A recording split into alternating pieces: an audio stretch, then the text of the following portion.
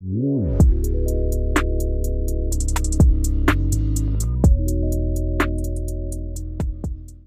everybody, welcome back to my YouTube channel, She's French, and if you're new, welcome. My name is Jenna, I'm a French girl based in California, and I make videos about curating your life French girl style. So please subscribe. So for today's video, I wanted to talk in a little bit more detail about my little bag collection.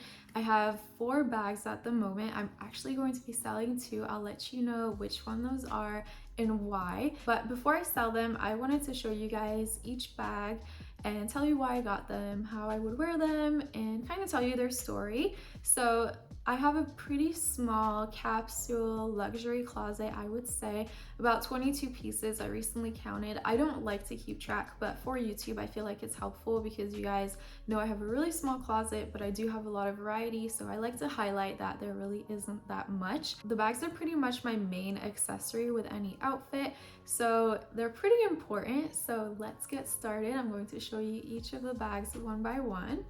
So I figured that I would start with my most recent bag, which is this one. This is a little Prada bag. This one is actually vintage. I got this bag from the Real about maybe a year ago, and I absolutely love this bag. This bag has pretty much taken over all of the other bags, which is part of the reason why I'll be selling one of them. The only con that I have to this bag is that it doesn't come with a crossbody strap, so you're making the commitment when you wear it to pretty much hold it like this, which I don't mind because it's so small. I am able to throw it in my mom bag if I choose to, but for the most part I'm pretty used to carrying a bag like this. I also hold my phone. It doesn't hold my phone, but I feel like in this day and age we're always on our phones, so I don't know that being able to put your phone in your bag is such a big deal. I wear jeans a lot, so the phone is pretty much in my hand or in my back pocket, so it doesn't really bother me that the phone doesn't fit. I do find this bag very roomy. Let me see what's in there right now. This is how it opens up. So right now, let's see, I have hand sanitizer, keys, a mask, a little stack of cards, my Merit lip balm lip oil that I'm obsessed with, and then a little photo remote. So very roomy. You can see it opens up quite large, but still very concise and tiny, which I love. This bag is absolutely my favorite bag at the moment. I have been considering getting one of the Prada re-edition bags, the ones that released in like the 2000s, and I actually got this one while I was looking at those bags. I got this for a fraction of the price, which was really nice. The reason that I went for this bag and not one of those Y2K bags is because while I love them and I do find that the size is really good on those bags, I'm still kind of considering them, but the fluffy ones, I'm worried that I would invest in that bag and then it would be kind of like my Gucci belt, which I talked about in my luxury items I no longer own. With it being duped so much and with also just everybody having that belt, I felt like it really kind of lost its sparkle. And with my closet being so minimal, I reach for things a lot. So not only was I tired of seeing it and wearing it myself, but then I was seeing it on everybody else. So it really lost a lot of its excitement for me. So I no longer have that belt. I really didn't want to recreate that scenario with getting that bag. So I typically wait a very long time before buying something. For that, it didn't really play to my advantage because the prices have been increasing a lot. If I remember correctly, when I first looked at those bags, they were around $780. That same bag now is about $1,200, I believe. So it's really a commitment now. And for something that's nylon, I don't know. Like I said, I'm still considering them in a different material, but I'm really scared that the style would just die out. Let me know what you think, because bags do come back. Obviously that one was a re-edition, so fashion kind of works in its cycles, but I would hate to get something and then when I do have it, just not be excited about it. So for now, this guy is amazing. Even if I did get one of those bags, I would not get rid of this one. I just absolutely love it. And it's also very unique. I've never seen anybody with this bag. And of course it's vintage, but it's just a really, really cool little bag. The next bag is one of my first designer bags. I got this one and the other one that I'll show you next around the same time, so I forget which one came first, but it is the Jackman, I think it's the Petit Rond bag. This one is a very hard to find bag and I just absolutely love it. A lot of the Jackman bags have kept the same silhouette and been re-released in different colors. This one has not come back. This one really has that exclusivity factor. It's pretty rare to see this one on somebody, whereas the other ones are very, very common now. What I love about this bag is also that it's surprisingly roomy. If you open it, I mean, it's tiny, but it is fairly roomy. It's definitely bigger than the other mini Jackman bag.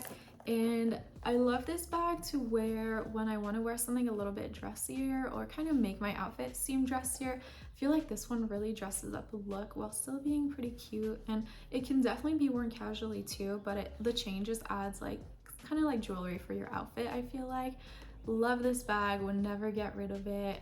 It's very unique. It's really special to me, so I love it. This brings me to the third one, which is the mini Shikito. This one is, like I said, one of the earlier bags that I got. I can't remember if I got this one first or the other one first. This was just, I mean, a classic, but I actually am selling this bag. With having this one, I feel like they're pretty similar in terms of being a more understated black bag. So if I'm putting together an outfit, I would pretty much choose between one of the two. I would always go for this one just because it's a little bit more casual, a little bit more like flexible, soft. This one, you do have to hold it quite firmly like this, and I don't know how to explain it, but this one I feel like can throw around a little bit more, and it just works a little bit better for my lifestyle being a mom. So this is an amazing bag, and it kind of hurts to think about selling it, but at the same time, what I have in my closet are pieces that I want to be wearing. So I definitely noticed over time that, hey, this bag is kind of just sitting. I'm always reaching for the other one, and then if I do want to do a Jackman's bag, I would reach for this one instead. I mean, they're both really cute, they're great bags, but this one is just a little bit more special, I feel like.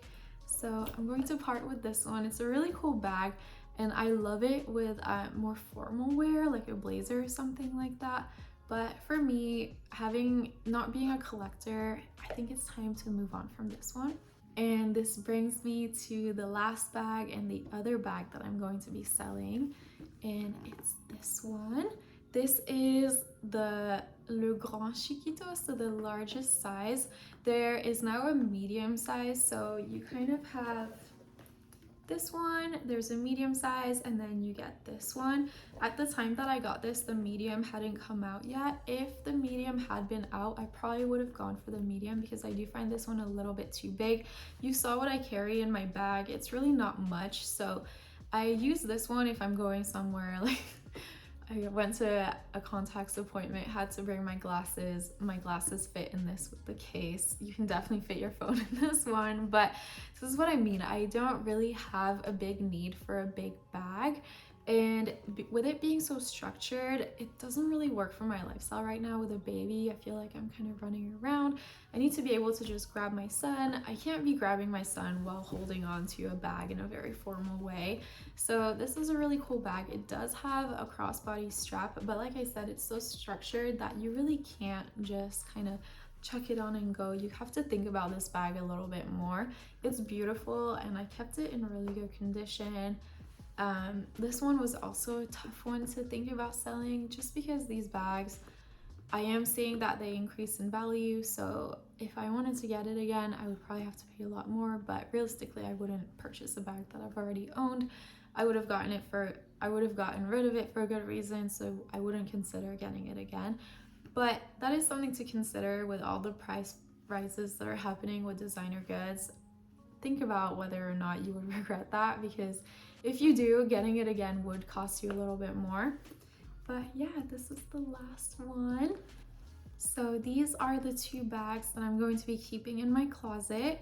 Definitely kind of different, still like in the same style, but this is honestly just what I like. I love tiny bags and I love black. I am looking to actually add a bag that's a little bit bigger. I was talking about the Prada re-edition, the Y2K one. If you have any suggestions, let me know. I'm definitely really open to looking into new bags or what you think might look good on me. So let me know. I am open to looking or researching. I'm really looking for something that's a little bit bigger but still kind of slouchy and easy to put on. I love a shoulder bag, but I do like the crossbody option too. I'm looking for something that's kind of just soft and easy but still elevated. So let me know if you have any suggestions. And that pretty much wraps up the video. Thank you guys so much for watching. Please make sure to subscribe if you're not, and I will catch you in the next video. Bye guys.